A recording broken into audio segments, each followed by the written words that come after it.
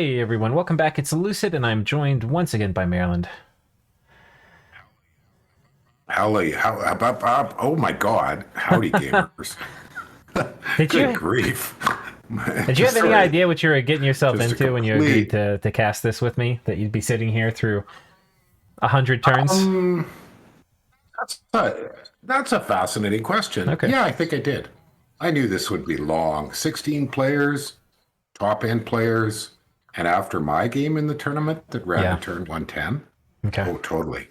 Yeah, I didn't know how many hours we'd each episode would be. Like we've Yeah. sped up because we were an hour to an hour and a half in the mid 30s and Well, 40s. Maryland, looking at this one, But this one no, might be an hour. This is an yeah, action-packed turn. Oh my God. What's it is. happened this past So, turn? What's your you know, summary of the state of the game? uh, that was a couple days ago. Well, I think we summed it up pretty good at the end there. I felt that, okay, let's talk about the Ulm situation. Ulm is Yeah. in deep trouble, deep trouble. The second thing is, did the defensive pact between Ulm and Ashdod work for either of them? I don't think it did.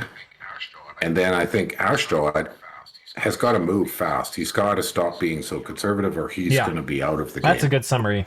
So, and then and then Pelagia, we already know, he summed it up himself. He made his play.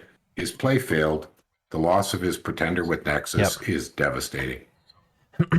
So it is largely down to a 1v1 now. We'll just see how the cleanup goes and who grabs the most territory of the two, the third and fourth Yeah, I feel like players. this actually is a somewhat That'd be common my game summary. state where position 1 and 2 get in a race to see who can eat the most. And it doesn't make sense Yeah, for them to like turn on each other immediately because they've both got potentially a lot of food they can eat. So why take the hard war when you can eat? right. But eventually Well, they're going to turn on each other, right? So it's like a little bit of chicken where they're running ahead as fast as they can, yeah. but when they do betray each other, they probably want to be the first one to betray. So Well, it's kind of like yeah, chicken with tanks, and you've got a couple of semi trailers right, on the road too, and you got to sort of dodge those semi trailers or right, run them over. I don't know. That's sort of the metaphor that comes to mind. Is unlike chicken with a couple of race cars. In this case, you got chicken with some right. serious armor involved. And so like you said, Pelagia is basically out of the game, and we're just gonna see what happens here. So, but basically, the game has been turned upside down from a diplomatic game state perspective. It is a totally different game than it was 5 turns ago. Even just Right. 2 turns ago. So we'll start with the message from Ulm. Of course, the great anti-Van crusade was only ever going to work if Pan left me alone. So we're now basically screwed for real. Not even bothering with Diplo anymore, except trades for more fire gems to flames from the sky, anything that looks like it wants to be extra crispy. I was really expecting Pelagia to last longer than he did. Oh well. This is Pan's game to lose now. While I'm not dead, I'm 1 foot out the door, so I'll make some sort of post-game thoughts here. I never got enough death in Astral going, and while I have about 200 death in the bank, it never felt like I would be able to use them once Astral Corruption went up. So that was one mistake. Another was that I never got to get the right feel for when I should consolidate stacks versus spread them out. But even when I did stack up, I got beat by superior battlefield composition because my opponents because I couldn't get good diversity going for myself. To me, this is a hard game because you can often see the failed trajectory you're on and feel like there's nothing you can do to stop it, which in a way can compound your errors and become a self-fulfilling prophecy. One of the things I constantly need more practice with is late game snowballing. I think I did okay with the vampires in the end, but I need more. Well, if you want to see what you should do, then watch other players' battles. Anyhow, glory to Ulm. Today is a good day to die. Oh, what a cool message. That's a pretty good summation of things. It fits kind of with, I think, stuff we discussed that may have gone Yeah. up by now. From 30 or 40 turns ago, that he did need a, a major effort to diversify further for this level of game at this kind Yeah. of position. So I agree with a lot of his comments. I totally get that idea of, oh my God, you make a couple middle game or early game errors and you're haunted by them all the way through, or you pick the wrong fight, you get tied up in it and you don't disengage quickly enough. God, I've got so many examples of that Yeah. this year. But I think Ulm Both of too those. is a special nation Like, because you if you play the nation to its obvious strengths, you are going to run out of heavy steam in the late game, right? So you really have to yes, have a plan, and you either have to plan to win by the mid game, or you need a serious plan for the late game. And he just didn't really have it. It felt like he was trying to kind of learn how to play the late game with Ulm as he went along. And this is right. this is against really I really would, good players too, so there's not much room for error. no, I would add another thing. I think one thing it looks to me like in this game is it's a bit too big for middle-age Ulm. I think Ulm would do Yeah. better in a smaller game where Ulm's mid-game power can translate into snowballing without bumping up against somebody else. That's just a thought, and I'm not going to try to analyze it in great detail, but this is a Yeah. big game. 16 players, And I fairly mean, big. It's not yeah, huge. and I mean, at some level, when you're in a game with really, really good players, you can't count on outplaying people, right? Like, so at some level, you're playing your nation as Right. best they can, and they're playing their nation as best they can, and they're both playing the nations really good. So at some level, it can kind of come to national matchups, which, Ulm, I think, is going to struggle in the late game compared to some other nations. So, you're right. It might not be the. Unless he's Yeah. already bigger. If you're already the biggest, Right. well, that's a Yeah. bit of a different story. And we've really seen a couple of cases of nations that economically snowball. I'm going to use that term rather than snowballing in territory. So Pan and Van have shown that with the massive amount of blood they can do and all the other stuff, they can create these economic powerhouses that are just really hard Yeah, to deal I think with. that's a good point. Like, these nations had pretty obvious things they were going to be doing in the late game, and they went out and did them. And Pelagia had their own late game plan, which they went out and did, and so did Ashdod, actually, right? Like Ashdod's been playing very conservative, but they have some really scary doom stacks. So They do. and They do. Ulm doesn't really And have it that does same highlight. play exactly that we've seen in this. And some of that's the nation, and some of that is, to do it, I think, like, if you're going to play Ulm into the late game, you have to really have a plan for it. Well, when we go back to the development of Dominions 4, Ilmanter made the comment that they wanted blood to Yeah. be turned down, blood magic significantly, and they did by about 40%, roughly. And even so, a lot of people say they don't really like late game, partly because certain things snowball, economically snowball, and it just becomes brutal to do. Yeah, With. I kind of like where blood is, though. I think you can totally win a game without blood. But it's still strong, Yes, Like, it used to be agree. you had to eliminate the blood powers. I don't feel like it's like that at all anymore. But you can definitely see in this game the strength right. of blood in the late game. So, okay. Yeah, nowadays you just have to eliminate the snowballing Right. free spawn nations. Yeah, or you're yeah. toast. I feel like free spawn's certainly just as dangerous as blood access. You want to read this one for us from Pan? I will. Should be reducing my upkeep this turn. Will also be seeing a lot of Maenads die. But to paraphrase Moriarty, that's what Maenads do. Oh yeah, Moriarty. Sorry, I didn't get the reference for a second. Ashdod went ahead and confirmed that our NAP is ending, with attacking orders to begin on 107. The army on the lake did what it was supposed to and blocked non-stealthy reinforcements to the Throne of Death. Vanheim is going to help me evacuate them to dodge an assassination or assassinations, since a really proper nasty assassin can sink 33 storm demons apiece. Yeah, we talked about that, and I said, you could spread them out, a couple options. Anyways, the throne itself is going to be hit by my first actual doom stack this game. Really? So he hasn't considered any of his others doom stacks? I thought his stacks he stomped in with were pretty on the doom Maybe. I side. mean, he had a lot of them. I don't think any of them were like Yeah. 30 mages or something, you know? Yeah. No. And he hasn't been using doom stacks Yeah. lately. He's been playing very careful. Anyways, the throne itself is going to be hit by my first actual doom stack this game. We'll see how doomy it is in practice, given that Master and Slave is a real threat, and I'm fairly limited in my capacity to fire that myself. I would think he could do... That would be tough for him, yeah. Well, anyways, Arcane Domination might be his option. In Ulm, my plan is to isolate the Throne of Fire and the army in it, hit it with traps, gem burn stuff, instead of a real commitment, and take Satis and the surrounding areas with actual armies.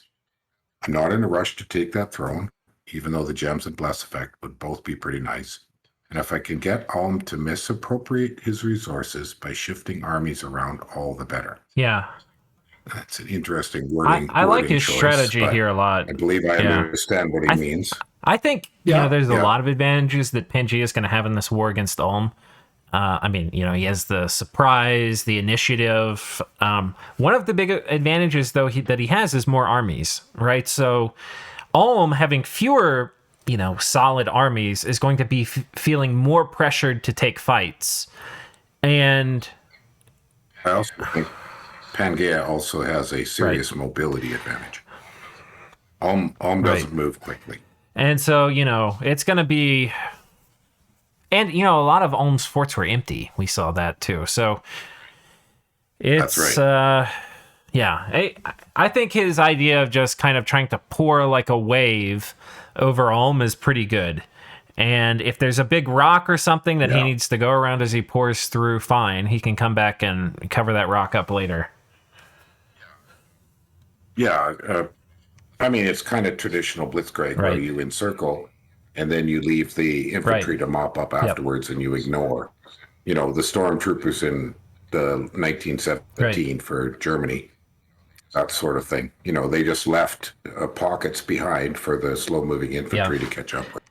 All right, we got a message from Vanheim here. I'll do this one. This turn, I am for once not the last to finish, so I should have some time for a longer message. I think this turn, it may be the longest time I've ever used on a turn in Dominions. I have prepared for 2 major battles, something like 4 to 5 lesser ones, employing all my forces all over the place in order to counter the advances of Ulm and Ashdod, while also taking more forted provinces of Pelagia.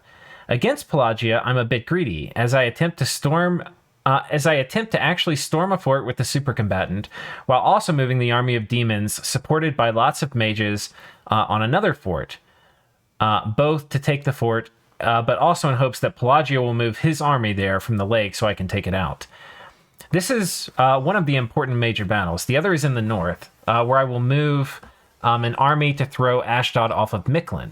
If Ashdod stays there with his army, it will probably be the biggest battle in the game so far. My strategy is to use what Pelagia used against me, which is to tire out his demons with Rigor Mortis and Demonic Cleansing. I didn't actually know those stacked, but that's interesting. Since I have a lot more undead mages than he has, I should win the fight in the long run as my mages continue to cast at full speed, while his mages will eventually tire out even with reinvigoration. I will also have both Fields of the Dead and Howl up, so that should help a lot too. My only fear is that he sends a bunch of vampires as reinforcement, which would really tip things in his favor, especially if they are also killing my Ice Devil, who is casting Demonic Cleansing with Life for Life. So all in all, this turn could be anything from 0 to 7 battles. Cool. Yeah, killing a specific super combatant or battle mage with Life for Life in a big stack is hard. The targeting of Life for Life, it's like a lot of things. It seems to go after highest hit points, and Ice Devils aren't that high.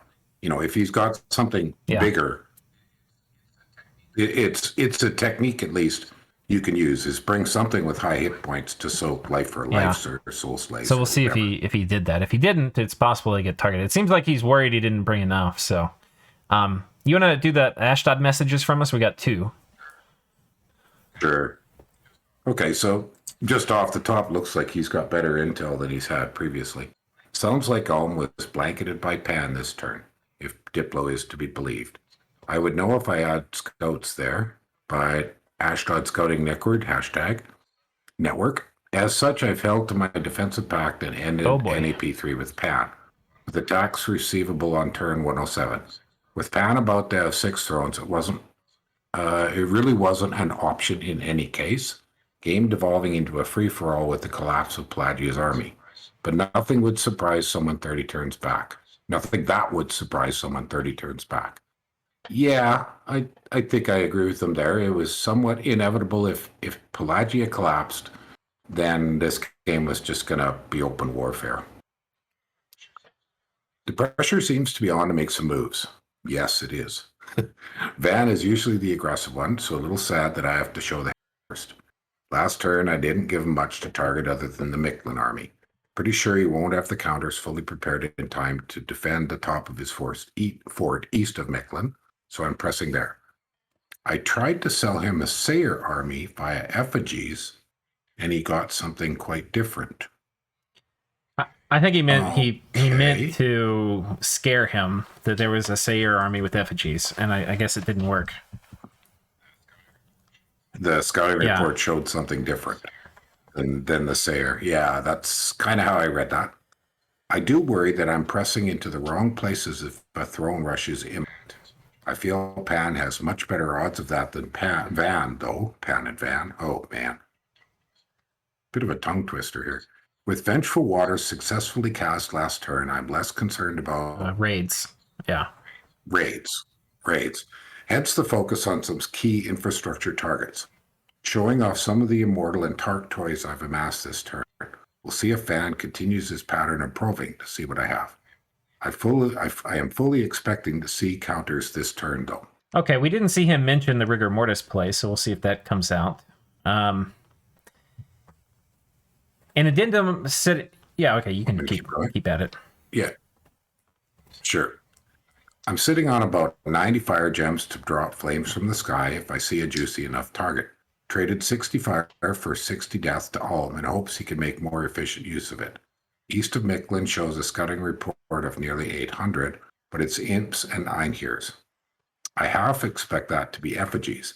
If it's not, then Storm negates the imps and Rigor plus cubes negates the Einhir. Chris worries me with talk of 20-plus hour turns. Yeah. If there is an easy counter to position, I'll be sad. I really just expect some trap play like Doom into bone grinding. A return ring squad is dropping on top first to bait what I can.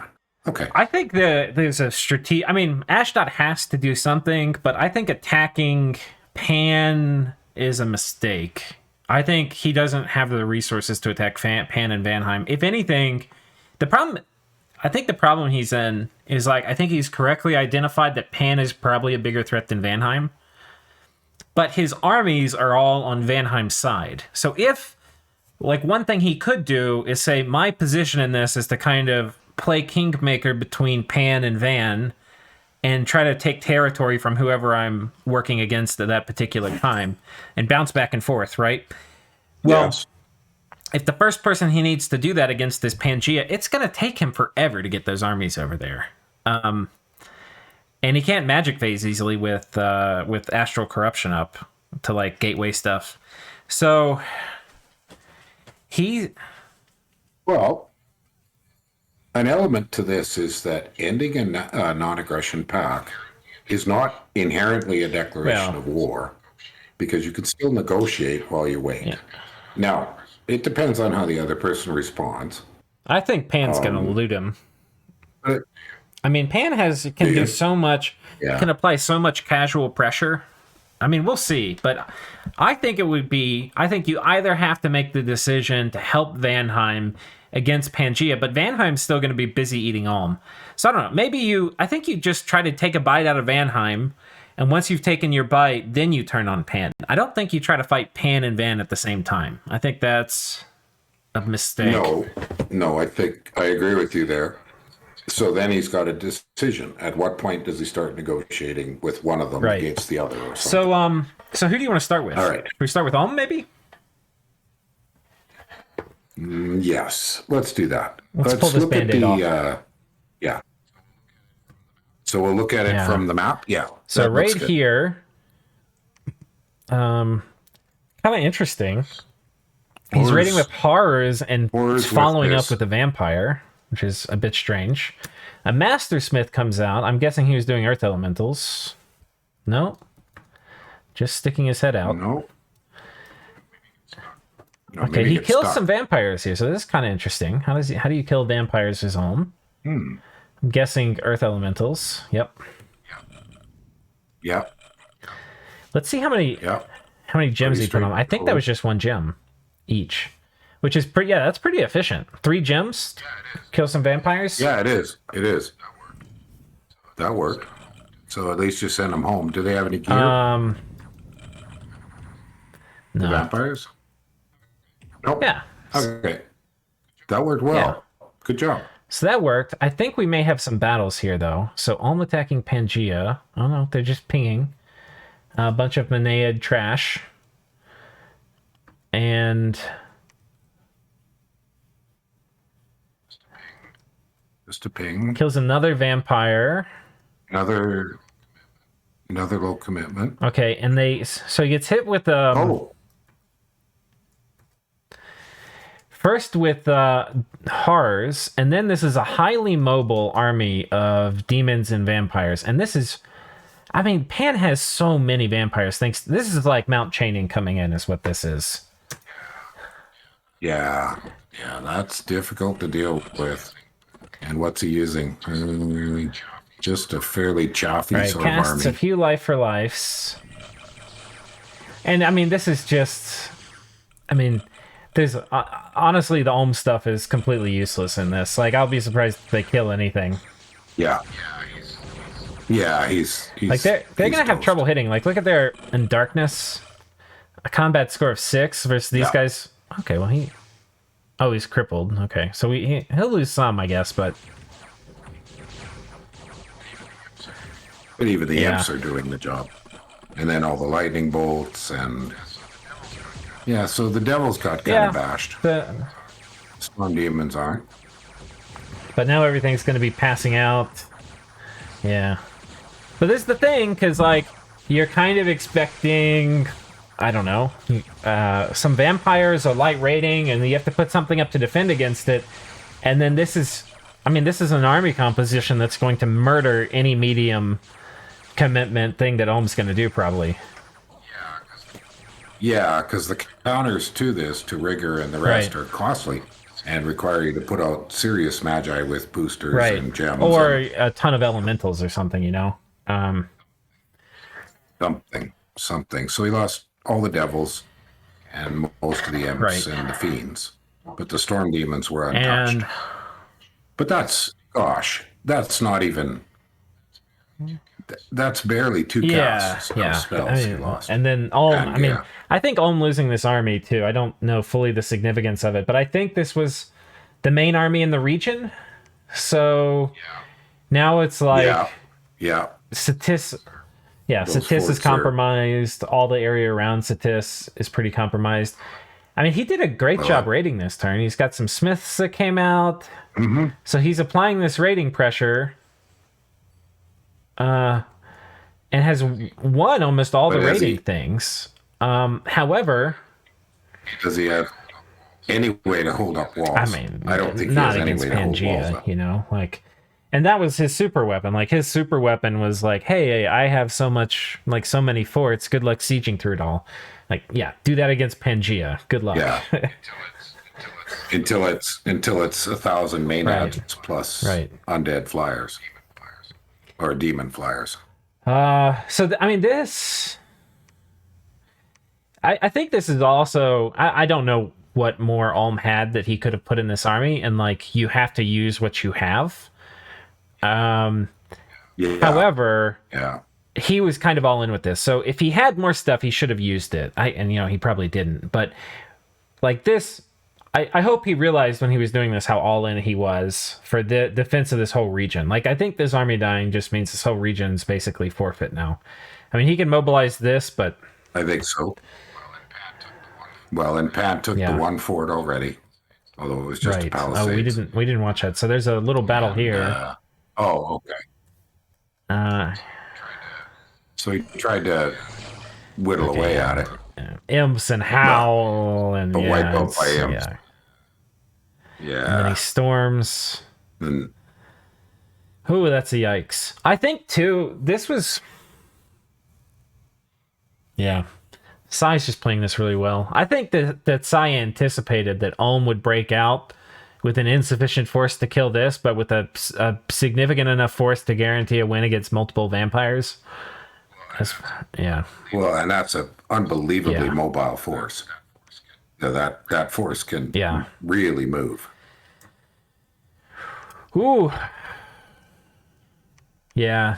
I think Ulm's pretty freaking close to being checkmate here for a lot of his land. Let's. But that's a fairly low commitment effort on the on the side of Pangaea. He's just Really kind of quite low washing commitment. things through. He's got all sorts of commitment levels. He's got the vampire level. He's got the multiple vampire level. Then he's got the maenads backed up with charmers. Then he's got the storm demon with 12 vampires in it, and then he's got like a more murderific stack. So, and how many of these raiding squads are going to be wiped out that we can't see by dryads hiding underneath them now? Yeah, I mean, there's probably a dryad in each of these provinces. There probably is. Okay, So- let's look at the flip side of this for Ulm. Oh, there's a battle here. More kind of casual counter raiding to try to keep. This is Ulm trying. You have to do something, right? So this is Ulm trying to keep control of some of the initiative, trying to clear some raiders off of his fort. But he sends some low commitment stuff out, which he, makes sense, and then it just gets deleted. Well, you don't know. I mean, some of those Pangaean provinces have very tiny defenders, and some end up a serious army moved in. Well, a medium-sized army moved in. This 3 master smiths with 3 gems. They're gonna trade really against well here. Benjamins. This is not your budget spectral mage. No. Oh Does yeah, it work? I mean, it's not no contest. They does. just stomp him. Wow. All right, Yeah, so that was. here we go. Ulm that putting worked one on the well. board for himself. All right, let's see what's happening on this the Vanheim front. So he had lost a pretty big army, I think, last turn to Vanheim. But so this is an army primarily of storm demons. It's got a lich in it primarily, or probably to cast darkness. A few thugs. A few Yeah, I air guess this is. But I don't know what this is actually. That could be fog warriors or air elementals, and then a couple vampires here. This one probably going to cast Rush of Strength, I'm guessing. On Ulm's side, we have a pretty major commitment. He's got Demon Knights, so this is a pretty big troop quality upgrade for him. But oh boy, those lightning bolts hurt. Okay. And he does have shock Wind guide. resistance cast now, so that's going to take a little bit of the edge off some of these lightning bolts, but oh boy, they still hurt. There's darkness. There's darkness. God, these lightning bolts from these storm demons are just focusing the mage core, and you can't script that. They're just... Yeah. Is that Will of Fates just went up? Yeah, let's take a look. Yeah, oh, no, Moss Bodies? We don't have Will of Fates yet. Yeah. No. Oh. Okay.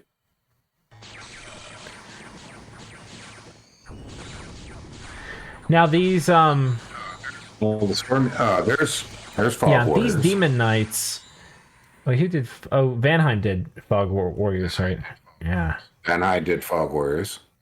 Some Thunder These Demon Strikes. Knights do not have magic weapons, and these are the only guys with magic weapons, I believe, in the Ulm roster. These Guardians that are bringing up this top flank. So Ghouls. Yeah. Yeah.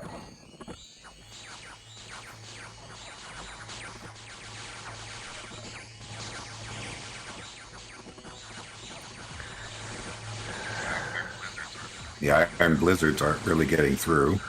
The Demon Knights are dead. yeah, the Demon Knights got wrecked, and those are kind of hard to replace for Ulm. Oh, he's got a very angry Iron Angel. Yeah, and Angel she's got a Holy there. Scourge, which will definitely one-hit demons. 114 casual, 114 damage. Oh man, she's getting lit up though. Well, yeah, but if she takes out a van or two, I think these guys have weapons of sharpness, which is the problem. Yeah. okay, the angel's gone. But look at the mechanical men. Yeah, they're really good in this. It's in terms of just being line holders. Really They're not holding going to up. kill much, I bet. Oh, there's another yeah. angel. And then just this lich is left, and he's dead.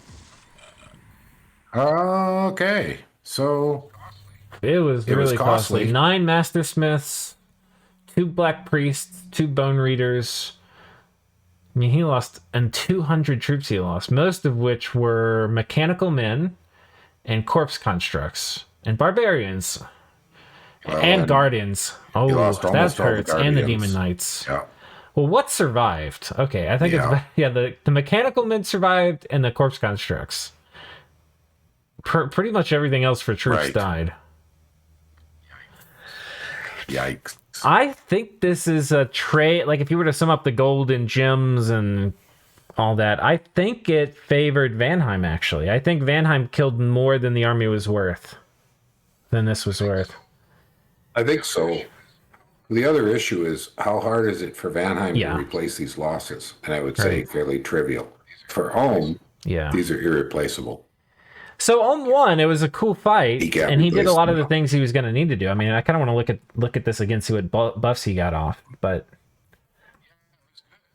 yeah, it was good. I mean, he set this up really quite well. I think that was strength of Gaia going off, or Gaia's blessing going off at the beginning. Okay. A bunch of legions of steel. I think he really would have benefited from Will of Fates here. It would have been good. It would have been good. But he might not. He might really be struggling. He said in his message he's really short on astral magic. Okay. So he takes this, and he has some depth here. There's an army back here. He caught some scouts. He did some raiding here. The threw off of it, got a Van Jarl to retreat. It looks like the Van Jarl made a lot of the Ulmish force retreat too. Yeah, interesting. So some more demon knights. Yeah. Or those, The Black Lord didn't make it. Okay. So no, it doesn't look like much retreated. I don't know why. Oh wait, the bards retreated. I don't know. Oh well, okay. But okay, so he's got a force here. He killed a lich here. The lich, I hesitate to say killed. Just the lich didn't manage to kill the PD. Yeah. It was sent home. So Pelagia pings this. Okay. I guess, so let's make sure we're done with Ulm, and then we'll go watch Vanheim. All right, so Ulm has abandoned this, and I don't know where he went. I can't remember what army was here, but it's not there anymore. So Vanheim just got another throne. That looks like pretty much everything for Ulm. So yeah, I think that's it for Ulm. Let's come down and we'll cover Vanheim next, I guess. So we can do his conflict with Pelagia. Sure. Where he went and took this fort, or tried to. Let's see if he accomplished it. Ring of Returning on the Tree Lord and a water-breathing ring. Clever. Okay. Oh, okay. Oh, so, okay. Yeah. He was trying to save the Tree Lord rather than have it just he wasn't going to survive against... What was this Heliophagus here? Yeah, this is going to kill the Tree Lord, probably. Yeah, absolutely. Okay. All right. That was that. What was that? So and he moved the army down here. So this was the super combatant he was talking about trying to take this fort with. And he moves this army here on top of the Necromancer's lair. And he has this fort trapped in. And Pelagia has still kept his army in the pond. Right. In the pond. It hasn't come out. Not I think Pelagia basically is going to give up on the land holdings, is my guess. I think he's kind of given up on the game. So he's probably not going to try to put a ton of time in the turns now. But I think also, even if he did put the time, I don't think he's going to be able to hold this land from Vanheim unless there's a... maybe, but I don't know. Okay, so shifting now to the Vanheim War against Ashdod. This war has a huge battlefront. You know, it covers a lot of this Pangaea land. We can see a Wraithlord coming in. Let's see if he's kidding these.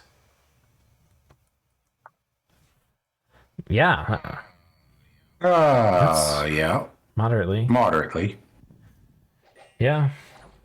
The boots of quickness is the only really expensive part.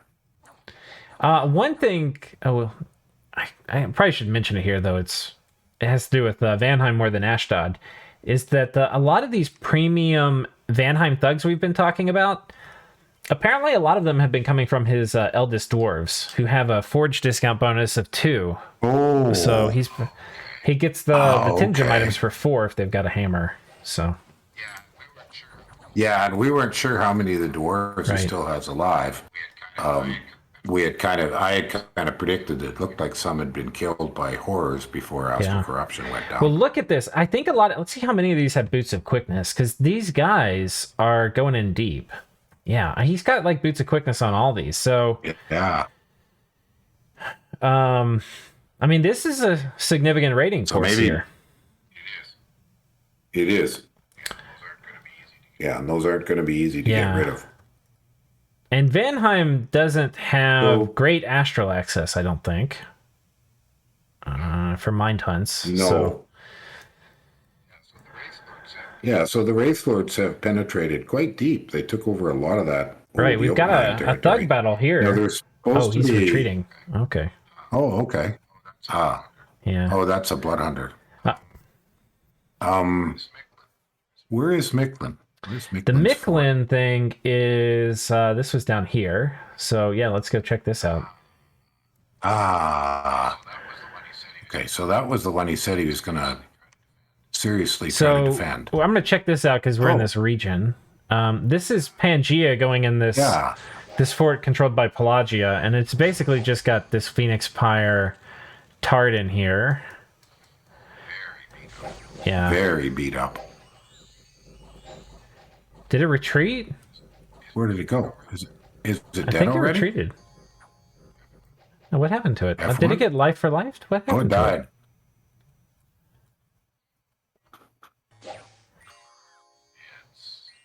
It's Storm of Thorns? No. Does it fly and then it flies off and it lands in the middle of the Maenads or something? I don't. Maybe it ran away. I think it retreated. And I think it got it's listed as retreated, but it's dead because it retreated. Okay. I was confused. Yeah. Okay. Well, that's weird. I guess it would have gotten charmed if it stayed, so maybe that's for the better. Maybe, yeah. So he gets that fort. And then down here we see Ashdod charging with reckless abandon. Yes. Some ghosts come in here, but we also see Anakites, which I think means we have a big battle here. Hold up. Popcorn out. Wow.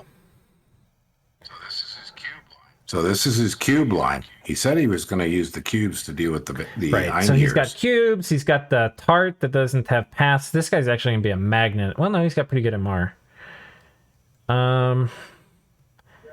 He's got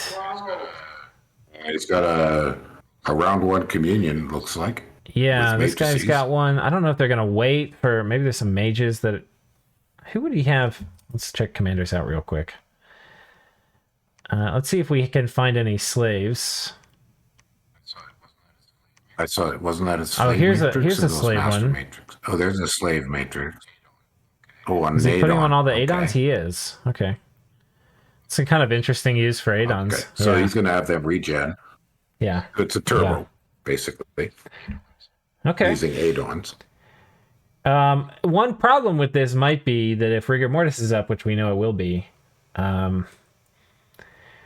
the Turbo Communion will still die out because the casters are going to fatigue out. So even though the slaves are kept kind of healthy, But, turbo communities will go for a while. We've got the storm staff here, too. Ah. All right, well, let's see what happens. So that, but not a lot of flyers. So we got blast of lightning from both sides. Get 2 nature battle enchants up. And Ashdod also has a lot of shock resistance. So I think, army of, it looks like gold maybe went up, or lead, I'm not sure. They definitely have anti-magic cast as well. So whichever one, army of gold or lead, they have the 20 protection bonus. And even after that, the mages still have 10 shock resistance. Yeah. Wow. Okay. What are the battle enchants that are up right now? Yeah, let's take a look. Across them. We've got Natural Storm. Relief. Demon Cleansing. Rigor Mortis. Wailing Winds, and Wrathful Skies. Cast by... So Ashdod has put up Wrathful Skies, because Ashdod's like, I have more shock resistance than you. Right. Which is a good call, I think. The problem with putting up Wrathful Skies is he's planning on out Skelly spamming, though it appears there's also a tremendous amount of Skelly spam on Vanheim's side. But the Wrathful Skies is going to negate a lot of the Skelly spam. Yeah, and Vanheim has Vortex, a couple of Vortexes up, so Vortexes with some batteries of some kind. Now, we don't see Fog Warriors yet on the side of Ashdod, and I think that's a mistake. Because, these guys, which are going to do a ton of damage, they don't have magic weapons. Right. Yeah, so the cube line is the cube. It looks like the cube line is working. But the trample is going to be doing normal damage. Well, no, but it will swallow. Okay. Yeah, they swallow. Yeah. But they're taking a good bit of beating. Like, this guy's already at half HP. I think he really wanted Fog Warriors here. I mean, he's got a Fairy Queen. What's going on? She's way fatigued out. But Rigor Mortis is up. What spells did she cast? I'm not sure.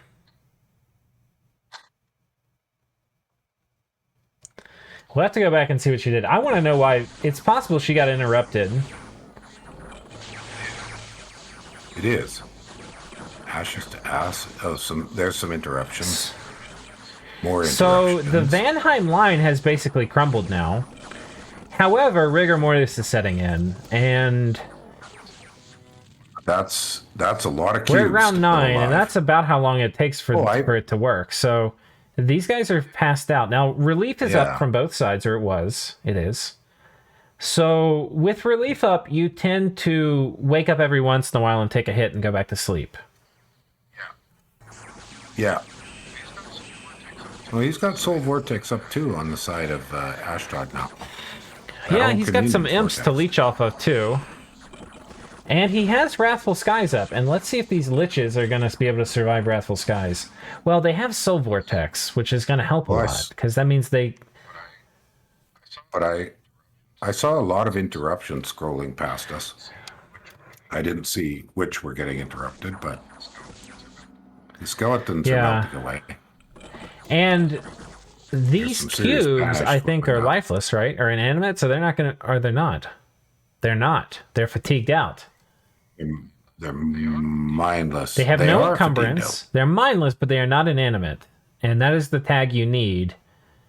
That are undead to not take fatigue from... Oh, he's got luck on them all. Yeah, it looks like he's got Will of Fates up. But... Oh, Will of Fates went up. But I would have expected, like elementals, cubes would not fatigue out in Rigor Mortis, but that is not true. They do. Yeah, I would have too, but they do. Okay, well, we learned something new. Well, some of the cubes are moving a little. Are they retreating? No, I don't think. I think they're chasing stuff towards the back. We'll turn on team-colored squares, see if there's imps or stuff. No, not really. Oh, Hal is what they're going after. Oh, yeah, okay. So they're chasing wolves. I think the Soul Vortex. I think without the Soul Vortex on the Liches, Ashdod wins. But I think the Soul Vortex is going to be the key thing because not only is it fixing the fatigue of the Liches, so they're able to spam out more, but it's making it so they don't die to Wrathful Skies, which would normally kill the Liches by this time in the battle. Well, and to keep them going, I see some werewolves beside them. So that's so they've got some I various think these batteries. are the skin shifters. So. Oh yeah, that's right. Well, that Tart's still Tart there. is doing work, though he's having Wither Bones cast at him slowly. But look at the combat speed; it's only 5. So, he holds the line. Still more than looking really else. close. Are the Green Lions fatigued out? I see probably, right? Oh no.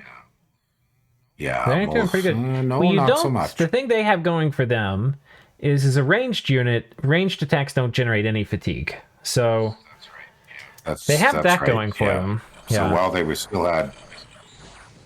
still had shots, they weren't generating fatigue. I wonder if all the Adons are still alive. That's a great question. Let's find out if we can. Oh, it looks like it. There they are. They're all vortexed. You can spot them. Look at some of these dudes. Holding up. Yeah, the problem is the masters are gonna fatigue out, and then. Well, not this guy. This guy's 0 fatigue. They're still imps all over the place. Well, I saw some lifelongs, so he's generating imps continuously, and they have to walk because of the storm, which isn't so bad because then they're beating up wolves. And the Anakites are up in the front line, still moving a bit. Oh, something's running. Okay, the Anakites broke. And no site is routed yet. I'm watching the list on the left. Well, I saw one of the Anakite squads. Looks like it routed, but a squad may have routed. I'm just saying an army hasn't yet. No. And these Liches are still making stuff, but the line is moving closer to Vanheim. Unless the line breaks. Well, the cubes won't break. Armies of Vanheim have routed. Wow. Oh. Something blew The armies of Vanheim have routed. Phoenix. Oh. I think the Lich blew up. No. Something blew up, something, I think the Communion slaves have... This actually is kind of cool, because them as batteries, they also have the lifelongs, which are with the reinvigoration that's going to... Right. Actually, there's only one master. Oh, the masters have... And the Chea. What's the Chea? So Vanheim, he's on advancing cast, I think, with 7 air. Wow. Okay. Fatigue is 1. Okay. I guess it's these boots with 10 reinvigoration. Wow. What's his total reinvigoration? 10. Okay. So. Okay. So the armies of Vanheim have routed. The Liches, though. Oh no, these are just comm slaves. Rigor Mortis is down. Rigor Mortis is down. Liches. Yeah, a lot of times the Liches will stay even if... I thought Vanheim was going to pull this out, but Ashdod has just barely squeaked this by. You mean the other way around? No. Yeah, you're right. No, I mean they've run. The battle should be over. The only thing that could happen is time ran. These Communion slaves may be hard to kill because they have a lot of buffs on them. They have Soul Vortex, but I think the Shea will be able to manage it. But the chance they're still and there's a Tartarian closed with this guy, so there you go. Oh, there you go. Well, that was hard fought. Good move. And good move, Ashdod. Well won. Well, boy, he's got a lot of cleanup to do. He's going to have troops scattered all over. Oh my God. This was a replay bug, Maryland. This was a replay bug. Was it? Oh no. That's because we're on the new patch. And it changes some important things for blood fatigue cost. So do you want to? No, I think in some ways this is cooler because this is like an alternate reality, right? So this is how I have 554 saved. I think this is okay. I mean, we know. I mean, it looks like it was exceptionally close anyhow because Vanheim's still in this alternate reality, the real reality. He lost almost everything. He lost 600, and Ashdod actually didn't lose that much. The cubes and the lions; those are the toughest part. The satyrs got away. The sheds got away. The Anakites got away, and he didn't lose. All the magi. The only important mage he lost was the golem. All the magi got away. Yeah. No, it's a very Pyrrhic victory for Vanheim. He might have won, but he was punished. And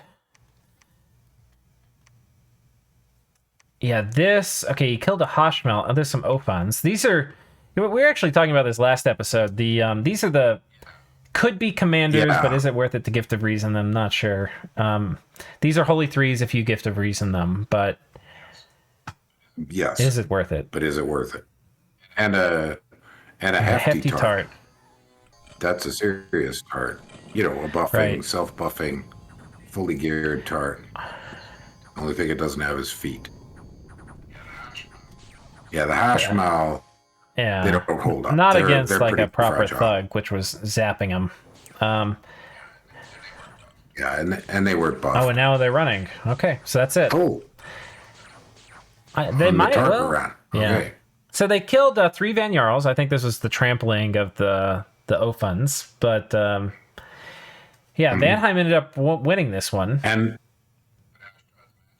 But Ashdod's magic got away. Replay bug. So his losses. Vanheim attacked but was defeated. Okay, no, this is a replay bug again. Yeah. Okay. Well, the replay bugs are a little bad.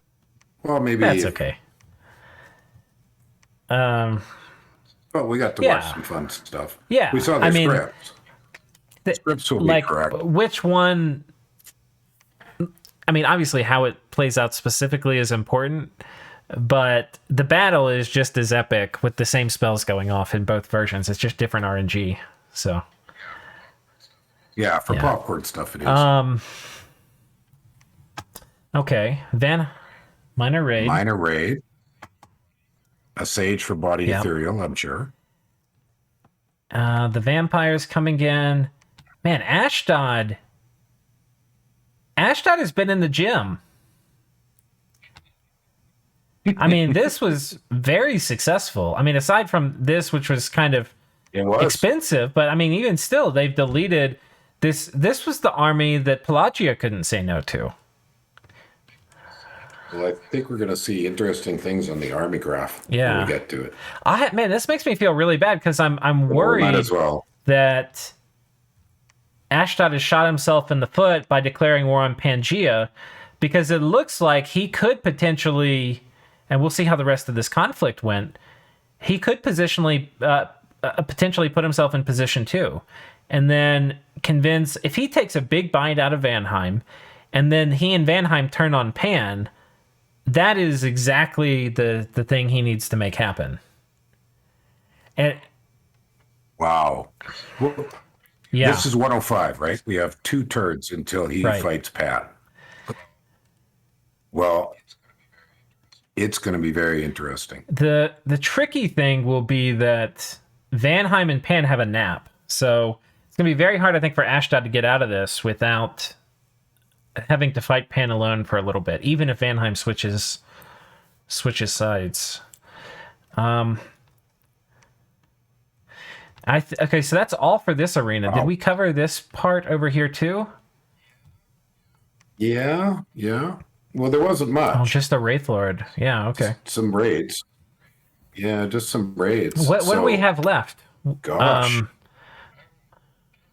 I don't think anything of too much Okay. significance. You could have a look at. I'd like to look We at. can scroll Just through this, see if we see anything. I mean, this. raids.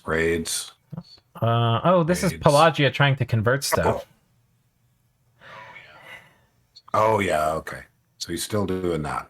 Oh, he's using this guy just for the terrorist poison cube. cloud. All right. Boy, you sure don't see those don't. very often. But there, he did it. He's There are a lot of gems for Yeah. what is just a troop, and I don't think they don't Right. give the reason very well. But this was good conversion, right? So he's got 8 soulless mages. We saw these. Just make sure we saw this one. This was the Pyrrhic victory that Ulm won. Yeah, we saw this one. Yeah, We saw this one. This we was saw that one. again another Pyrrhic victory. Oh no, Pan won this one, so it wasn't even Pyrrhic. No, Pan Yeah. flat out won that one. Yeah, no question about it. Raids, Oh, we can raids. see this. Oh, This is kind of cool little raid. Camazots. Yeah. A PD dump, and I'm guessing fire element or elemental casters. Okay. Yeah. Yeah. Elementals. There you go. And The fire elemental Ooh, gets trounced, wow. but the earth elementals come in. Oh, but then Pillar of fire. But then Pillar of Incinerate. Fire. Yeah. Yeah. One thing people have said is that Incinerate works better now against things that have fire resistance. Like it used to be the AI wouldn't want to cast it. Right. Yeah. There were some changes to that. Yeah. I don't know when those happened, but that was a clean Same defense. with Frozen Heart. It was. Good job. Let's make sure. I think we're way down here. Okay, that was this one, and then Ashdod raiding. I think we've seen these. Yeah. Yeah. Pretty This was this huge straightforward. battle that had the replay bug. I think we're about at the end now. We saw that one. I think so. Saw that. Okay, we're now in the fort storming thing. We didn't cover this, but we'll probably come back to it. Yeah, okay. So Pangaea also stormed this fort. We couldn't even see but this was, we should at least look at this army because this was his proper doom stack. And he was worried about master and slave and other things. But he's got some spooky shit here. Yeah, this is. So did it trigger gems? I think So you those are. did. What's inside? Yeah, I don't there's think so. nothing inside. That is a scary army. He's got something you almost never see too, which is these Illiths. That's kind of cool. Yeah. Yeah, they're a funny thing. They don't have any terribly obvious weaknesses looking at them. They've got pretty high MR and perfect morale. They're just not very big. Yeah. They're not very Yeah. big. They're only a 4. So they get whacked down to 3 pretty darn quick. And that was And that. that was that. So he was expecting potentially a really big fight out of Pelagia. But he now has this throne. And let's take a look at the throne situation before we clear out of here. So he's at 4, and he just got the Throne of Death, which puts him at 5. And he has sieged the 6th. And he needs 8 to win, so he needs 2 more. Which... can they come from Ashdod? Can he get 2 from Ashdod? He gets 1. Yeah, he can. If he takes both these, he wins. Yeah, that'd be game. Well, it looks like Vanheim's not going to be stealing thrones very easily because Ashdod's putting up a hell of a Yeah, fight. I think they need Diplo, like, make peace. I think Ashdod needs to ask, as you should, as a position 3, ask for really good terms, right? But I think it's Vanheim has to give them to him, and then they have to turn on Pangaea or they're going to lose. Well, before we end, I had 2 things I was thinking of. One is this now means that those 2 doom stacks or big armies of Pangaea sitting on the border of Pelagia are free to do who knows what. You know, He's done. He's kicked Pelagia off the Well, wall, off the land. a good point there is that while these armies would not be able to attack Vanheim because they have a non-aggression pact, Ashdod winning these fights means they've only killed the first round of infidels, right? Pangaea can now come in and kick him off all the stuff he just won from Vanheim. In 2 turns, depending on how quickly Ashdod can consolidate his gains. The other thing I really wanted to check was graphs. So that's significant territory gain for Yeah, a Ashdod. major hit for Ulm. I mean, for Vanheim. For Vanheim. Pangaea really pulling ahead though, right? He's now 30. If he can maintain this size, and I think it's going to get way worse because Ulm retook a lot of ground from Pangaea this turn, but Pangaea won all the fights, so he's going to next turn take everything. Next turn he's going to be up here. Yeah, I don't think Ulm can hold it. He took it, but I don't think he can hold it. All right. So yeah, he's going to be. I mean, but Gems? He's at least. He's 50% bigger than the next player, basically, right now. And it's going to go up to like 75% soon. Forts, Ulm is ahead for a moment. Income, Pangaea's number 1, but not by much. Okay. Yeah. They're mostly kind of tied for income. But income doesn't even matter that much right now because they're all upkeep constrained anyway. Well, and gem income here is fairly balanced, an advantage pan. And of course, all 3 of the top nations are blood economies. So that's kind of equalized. And Nexus is out of the picture. Pelagia's just been getting crushed in gem income. Giving up all those juicy land provinces. He did not want to, but they've been pried from his cold, dying hands. Yes. Dominion... All right. Pan starting to catch up with Vanheim. And this is the one you really want to see. Army size. This is the one I wanted to see. How much did Vanheim lose? Oh, my God. Oh, my God. Look at Vanheim's losses. That hurts. Ashdod took everything in stride this turn, but Vanheim did not. Yeah, he just shook it off. But Vanheim took a pounding. A real pounding. I think he's overextended now. Let's take a look at this map again. I don't think he can hold this. I think for him, you give this to Ashdod and say, good luck holding it versus Pan, and let's fight Pan instead. The only problem with that is you're not eating Ulm. So I think for Vanheim, you buy Ashdod off, you get out of this war, which is basically similar to what Ulm did a while ago, right?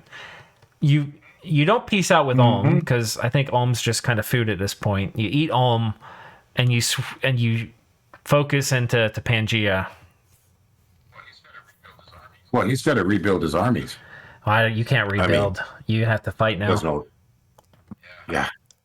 Yeah. Ooh. The army graph was the one I was thinking. That's going to look rough. That's going to look rough. I mean, honestly, Ulm is less rough looking than Vanheim, which I'm shocked to say. On the army graph, yeah. So he's got some quality troops tucked away in those forts. Yeah. I mean, the other thing that could happen is Ulm could say, I could demill it. If he makes peace with with Vanheim, he can trust. Like, if he makes a peace he can trust, he could mobilize this whole border and march off to fight Pan. I don't know if I were Vanheim if I would make that deal, because I think you kind of need to eat Ulm right now, but he could. Well, another popcorn turn. And the situation has shifted. Vanheim now is 3rd place. Okay. Those are fighting words, let's take a look. Provinces? Yeah. Well, it's that army graph. Yeah. Okay. I'm bought in. Yeah, he's beneath Ashdod now. Okay, I'm bought in. He's 3rd place. Can't believe we're saying it. I think you're right. It's the army graph. I know. How about that? Okay. Well, let's see if position 2 and 3 team up against position 1, or if they keep fighting each other. Well, I'm looking forward to the messages for the next turn when we open it up. turn 106. It It'll will be. very interesting. Thank you all for tuning in. And thanks for joining me, Thanks, Mayor. guys. You're welcome. All right, see y'all.